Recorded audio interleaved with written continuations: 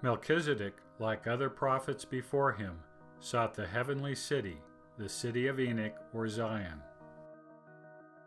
Melchizedek, like Enoch, presided over a people that, due to their collective righteousness, obtained that city and were taken up to live there. According to Joseph Smith's restoration of the original record, Melchizedek knew that the heavenly city, Zion, of which his city Salem was now part, would return in the latter days at the burning of the world and the great gathering.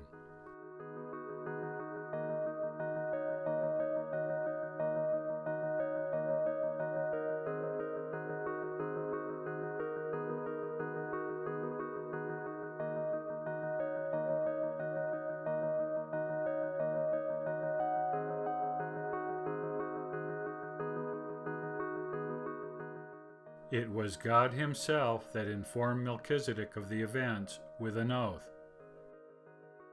Again, it is likely that Melchizedek, and perhaps his people as well, were shown the events in vision, especially since they were to be active participants in the gathering.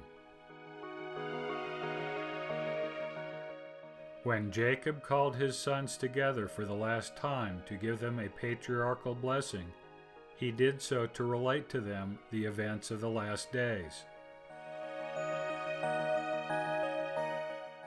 It is clear from the text that Jacob already knew what would happen, and that the blessings were merely a means to impart specific blessings or curses to the heads of the future tribes relative to the latter days.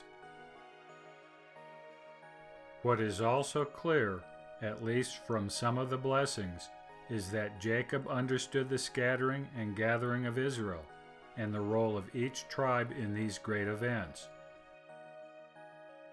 For example, in his blessing to Judah, he indicated that Shiloh, referring to Jesus Christ, would come and gather his people.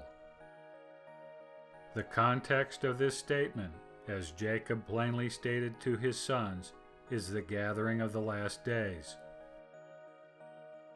Jacob's blessing to Joseph hints at the scattering of Israel to other worlds, since Joseph's seed would eventually overrun the confines of this planet. This subject will be discussed in future episodes in this series. Jacob's blessings suggest that he had a deep understanding of the latter days. The imagery is clearly drawn from the planetary archetypes. The scepter given to Judah in the blessing, for example, is the counterpart to the scroll in the right hand of him that sat on the throne given to the Lamb or Shiloh in John's Apocalypse.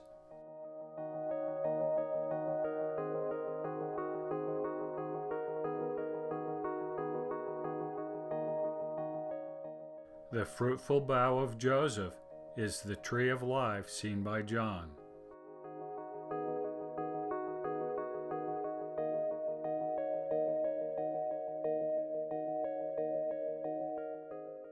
Jacob must have seen this earlier in a vision. In all likelihood, he saw it as Abraham saw it, in a vision when the covenant was bestowed. We know that Jacob received the Abrahamic covenant, and like Abraham, received it in a vision.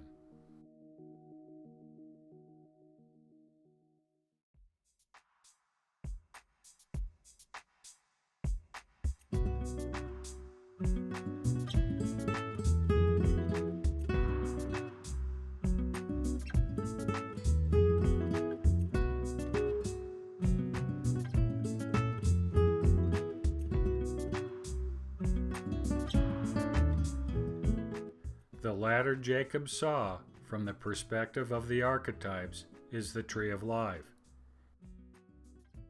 It is the fruitful tree that spreads over the earth, and in Jacob's case, gives him innumerable seed. The angels descending and ascending the ladder are the same angels John saw descending to earth to fulfill their assigned tasks and then ascending back into heaven.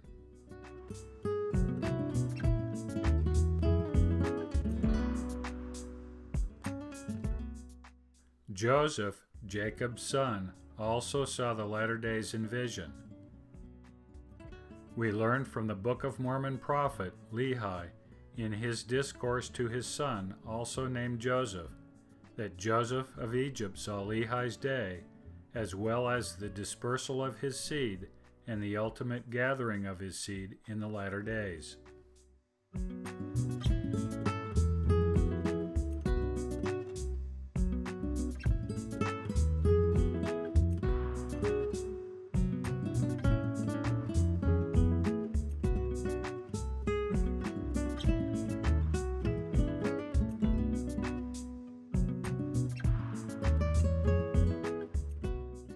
The branch referred to by Lehi to represent a portion of the seed of Joseph is a branch of the tree of life, seen by John and other prophets.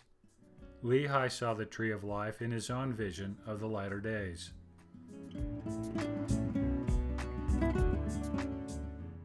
When Job was vexed by his accusers, he responded with a remarkable confession. He knew without doubt that the Redeemer of the latter days would stand upon the earth. This was not simply an inspired statement, but an admission that he had actually seen his Redeemer stand on the earth in a vision. Job's declaration was not simply about a man, Jesus Christ, standing bodily on terra firma. It was about the Son of Man, the planetary archetype representing the Savior, which should be reestablished at the second coming and the gathering of Israel. John, in his revelation, described the event.